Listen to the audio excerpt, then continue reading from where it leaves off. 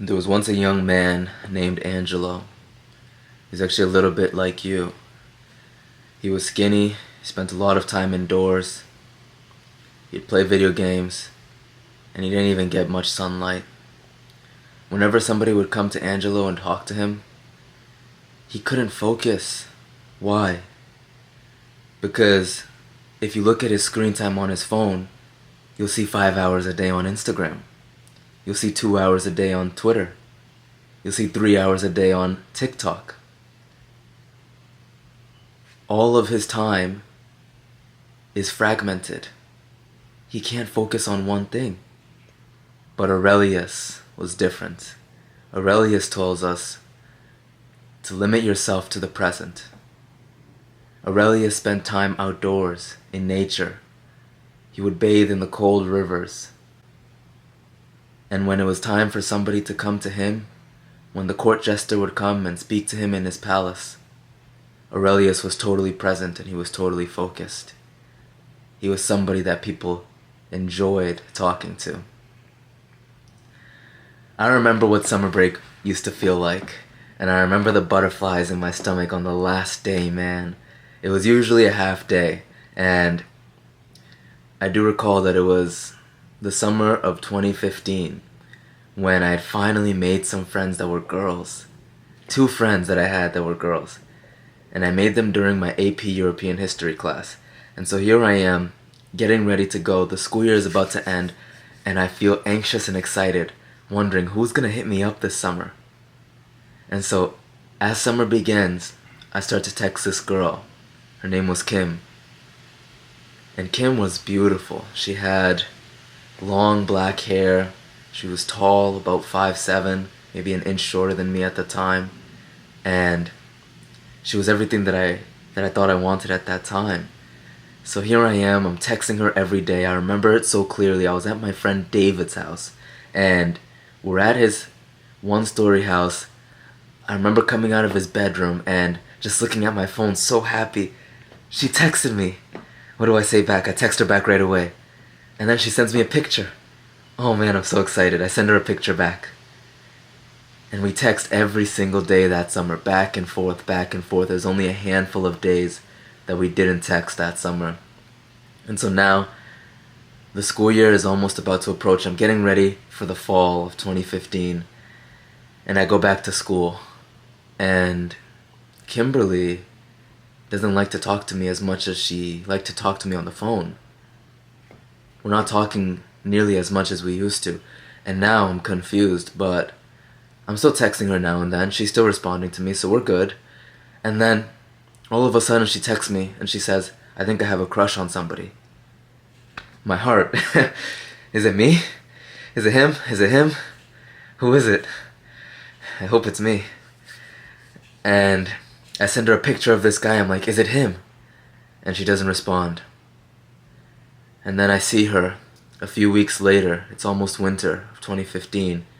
And she's with this tall, athletic Chad. He looks nothing like me. He's a track star. Imagine the girl that you like. Imagine the girl that you invested in. And now she's with someone else. Imagine the feeling that's in the pit of your stomach when you spent so much time trying to chase her. And now she's in the arms of some other man. This is why you need to take this summer to improve yourself seriously. And there are 5 things that you can do that will help you to just glow up over the summer. My problem was that I didn't change myself at all. Over the summer I stayed the same exact person, and I hoped that I would just be expected. But your woman, the woman that you want, is waiting for you at the end of the race, and she only wants the best version of you. If the best version of you happens to be in somebody else's body, she will take that. So here's the 5 things. I'm not going to waste any of your time. This will be a quick one. First is the gym. It is a shame for a man to grow old and not see the beauty and strength of which his body is capable. You need to start going to the gym and lifting. There's probably a gym near you, and you need to specifically do resistance style training that will help you to put on muscle. In your first year, especially even in your first 3 months, you can actually put on a significant amount of weight. If you're eating a lot of food, getting the protein that you need, which you've heard the advice, right? 1 gram per pound of body weight, preferably high quality protein like from meat or fish will help you way more than a protein powder, but the protein powder can be supplemental. But do that and combine it with going to the gym, you will see massive results in your physique and your self-image, your confidence. You'll feel better. Now your shoulders are defined. Now you can actually flex your arms and you're like, damn, I like myself. You're gonna enjoy just living in your body more. So get in the gym. That's the first thing. Second thing is this: sunlight. How many hours a day, how many minutes a day do you spend outside just basking in the sun? The most important time of the day, I'll let you in on a secret, the most important time of the day to get out in the sun is the morning. This has transformed my energy levels. I don't feel tired like I used to. I used to feel so tired during the day until I started implementing this one thing, which is I go out every morning and I walk in the sunlight. 7 a.m. I'm up and I'm outside. I'm not staying inside, getting the sunlight through the windows or driving in my car to work. I am going outside to take a walk in the sun, on the grass, in nature, and that's when I feel the most aligned. When was the last time that you spent time just looking at the sun, just basking in it? I try to do it at least once a week. I'll spend like 20 minutes just sitting in the sun and absorbing its rays, absorbing the energy that I can get from it. And that'll help you to feel more alive. You'll feel more alive, you'll have more energy, you'll feel better about yourself. Sunlight is essential. If you're not getting sunlight, plan to wake up early tomorrow morning and just go out. It doesn't have to be long, 5-10 minutes. If you look at Andrew Huberman, he talks about this all the time, that early morning sunlight is so crucial to our well-being and our circadian rhythms. So go do that. The next thing is meditation. Where are your focus levels? Can you look at somebody in the eye and have a conversation with them? When somebody's talking to you on the phone, and I've even been a hypocrite of this, I'm not even gonna bullshit you. When somebody's talking to you on the phone, are you just talking on the phone or are you also doing something? Stop doing something. Just listen and have a conversation.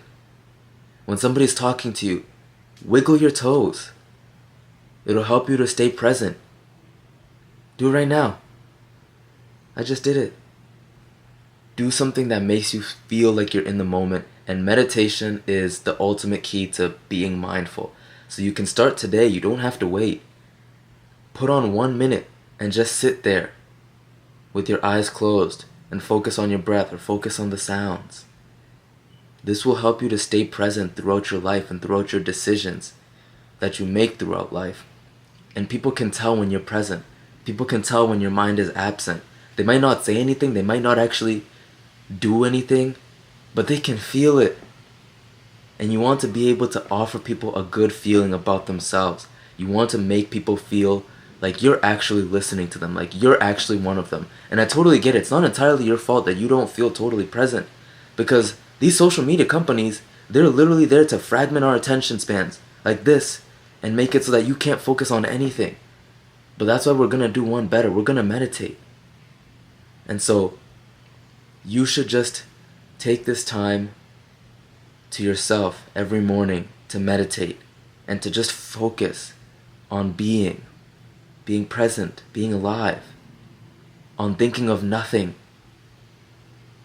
The next thing you can do that I started to implement into my daily routine is cold showers. I know somebody who was telling me, oh man, even in the dead of summer, there's a guy I know, he said, I'm taking hot showers. It has to be almost burning my skin. What level of comfort are you living in? We live in this first world where we feel no discomfort in our lives. Everything is just as it should be. Yesterday, I was at the beach and I'm looking around at these people. I didn't realize how many overweight people are at the beach, but they're at the beach and they're chilling and they're feeling good about themselves. I saw this one guy who was just so overweight, and meanwhile he's hitting a vape, and I'm just like, fuck!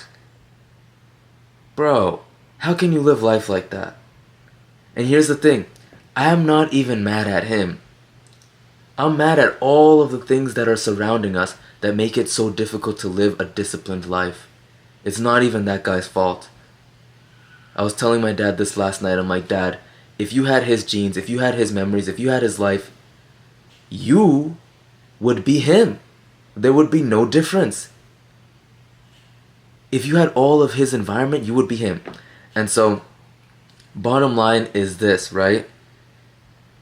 Cold showers are the antidote to this comfort-based life that we have. Because when you take a cold shower, you are inherently uncomfortable. There is nothing comfortable about water that is so cold it's making you shiver. But through pain, we find comfort. Through pain, we find progress. The price for progress is sacrifice and pain. You have to feel uncomfortable, and you have to continually do it in order to reach progress. Delay gratification and resist desire. The last thing is clean eating. Clean eating will help with so many different aspects of your life. Not only will you feel better, you will look better. Your face will be more clear. There was a time when I used to have acne and I'm like wondering, what is it? Why do I have this? What do I need to do? Which product do I need to get to rub on my face? It's like, don't you see it's a bigger problem than just something you need to rub on your face? Can't you tell that it's deeper than just what's on your face? What's on your face is a byproduct of your environment as well as your diet, what you're ingesting. So, in order to be able to level up your face and your energy, you need to change the way that you're eating. How many times a day are you eating out? How many times a week are you eating out? Are you eating out more than twice a week? More than 3 times, 4 times? Do you know what they're putting in the food? Peanut oils, nut oils. Do you know what kind of water that you're drinking? All of these inputs that you're putting into your body, they have an effect.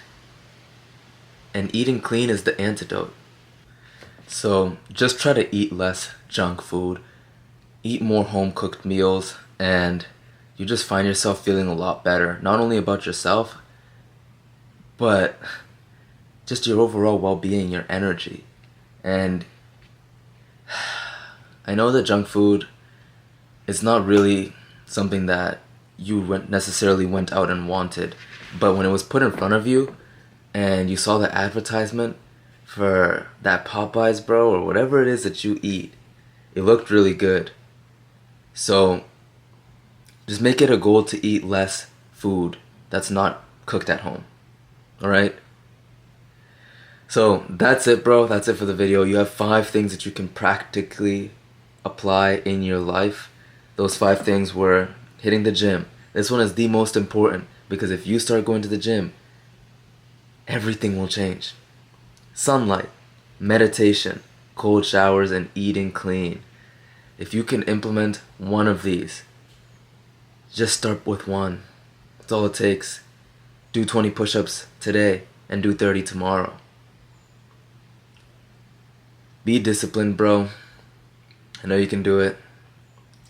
Resist desire and delay gratification. You got this, bro. Let's go.